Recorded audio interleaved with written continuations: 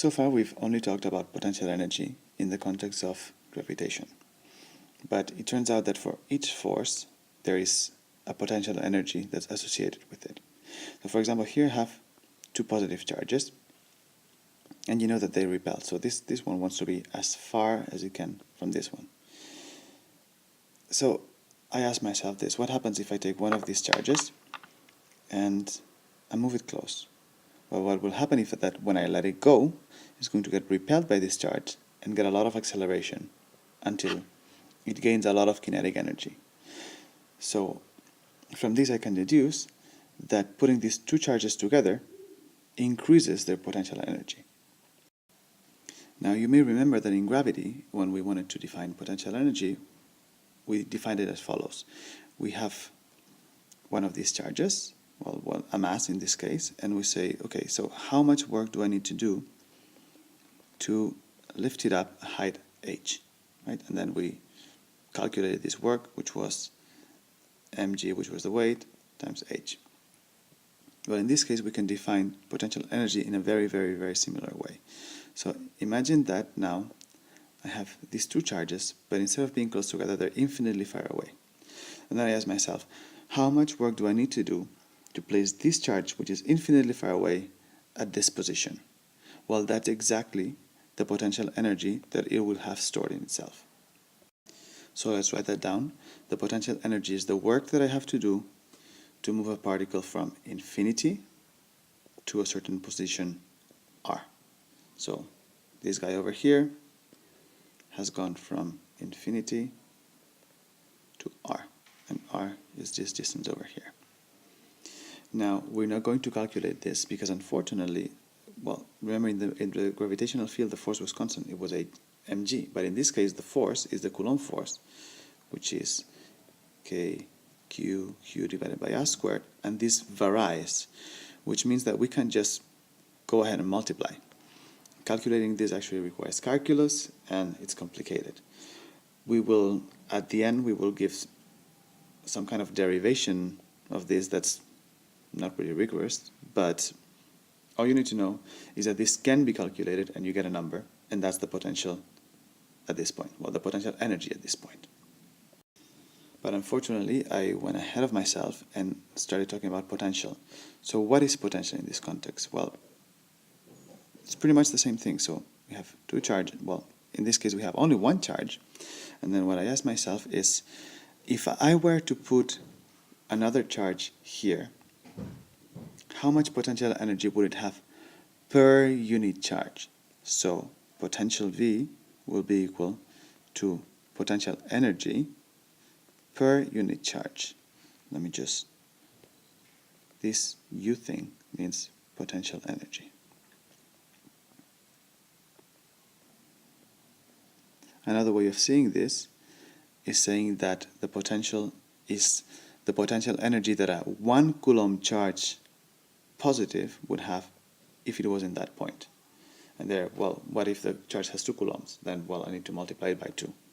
So you get exactly the same thing. Another way of writing this formula is that then the potential energy of a charge at a given point will be equal to the potential times the charge.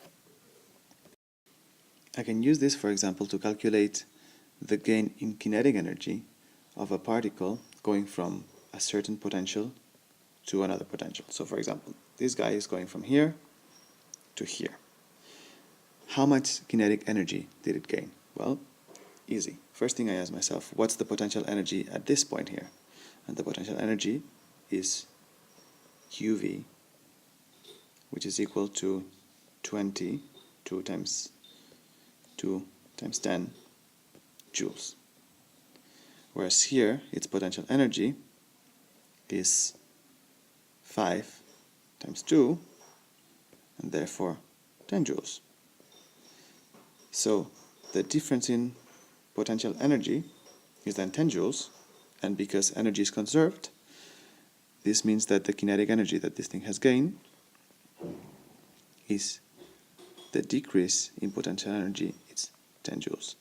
Now, if I knew the mass of this particle, I could easily use this to calculate the velocity of this particle at this point. Isn't that neat? What we would like to do now is to actually get a number for the potential created by a point charge at a point here at a distance r. And we're going to assume that this point charge has a charge q, etc., etc. Now, unfortunately, we won't be able to do this rigorously because, as I told you before, it requires calculus. But I'm going to give you an intuitive justification. Now, remember that the definition of work was force times distance, right?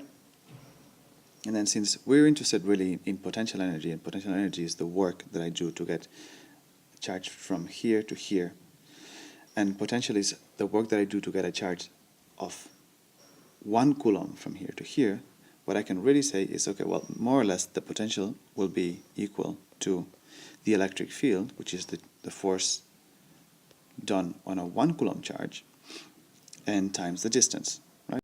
And I'm going to call the distance d again. Now remember that the formula for the electric field was kq divided by r squared.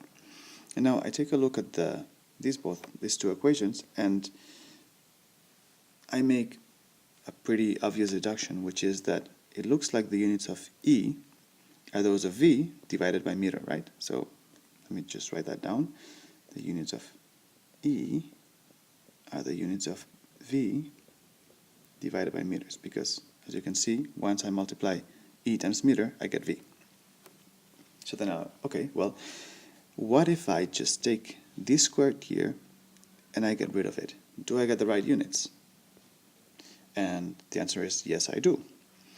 And even though this is a completely not rigorous way of reasoning, this is actually the right formula for the potential of a point charge.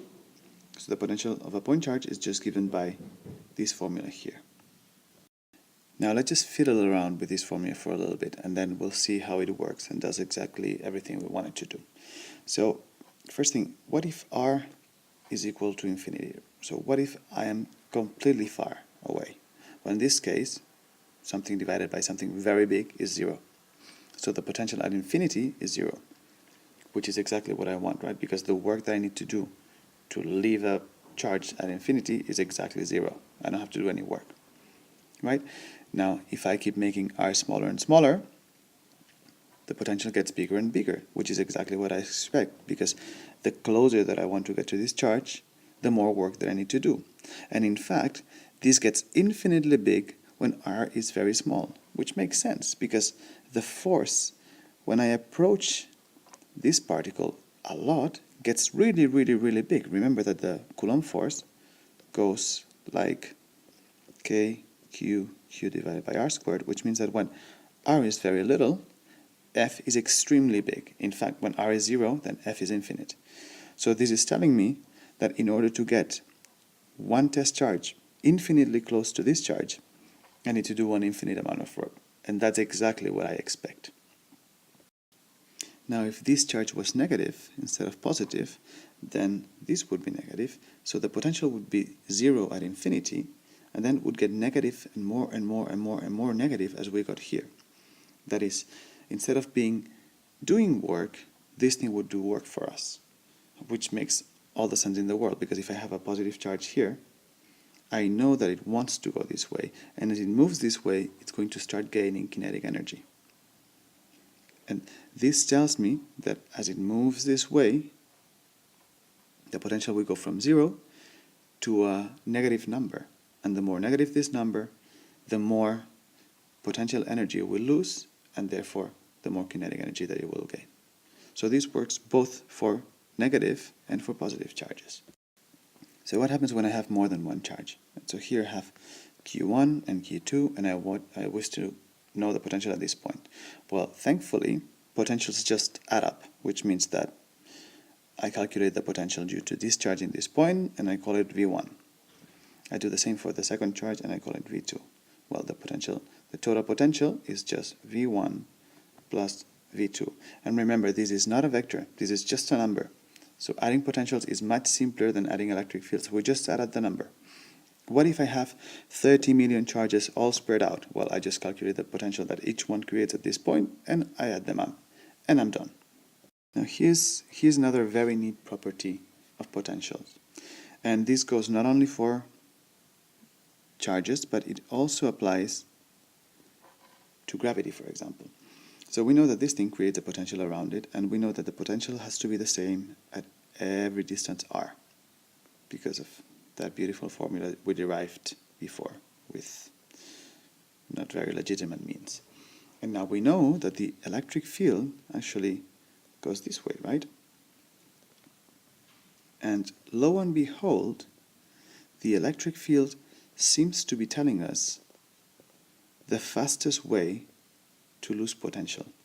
See, as you can see, first, the electric field lines are always perpendicular to the potential, to the lines of equal potential, first thing. And second thing, I mean, if I went this way, I'd be losing potential a lot slower than if I just go in a straight line, right? So the electric field is actually just telling me the fastest path to lose potential. And again, this is a law of nature. Particles travel in paths that allow them to lose potential energy the fastest. But there's more. I can actually use the potential to calculate a lot of stuff about fields. So now remember that work equals force times distance, and from this we kind of deduced that the potential has to be equal to the electric field times the distance. And from this we can deduce, and again, this only works when the electric field is constant. Otherwise, this is a little shaky at best. We can deduce that the electric field will be the potential divided by the distance if the electric field is constant. If not, then the electric field will actually be the gradient of the potential, that is the variation of the potential with the distance. But we will do this when you actually know derivatives and so on. So this is very useful. If we know that an electric field is constant, then we can use this to calculate it if we know the potential between two sides. So let me show you an example of this.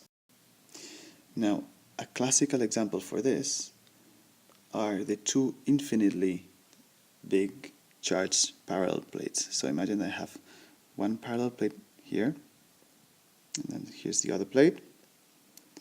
And I know that I didn't draw them infinite, but imagine that they are infinitely long. Therefore, there's no way for the electric field to go. Now let's say that this is positively charged, this is negatively charged. There's no way for the electric field to go but from here to here, right? And because of this, there is no loss of electric field anywhere, and there's no loss anywhere because these two are infinitely large. So there's no way for the field lines to escape this way. And therefore, the electric field has to be constant since the density of electric field lines is constant. Now, if I know the potential difference between these two plates, so let's just say it's V, then I instantly know the electric field. So what's the electric field between these two plates? Well, easily, then E is just the potential difference between the plates divided by the distance between the plates. Done.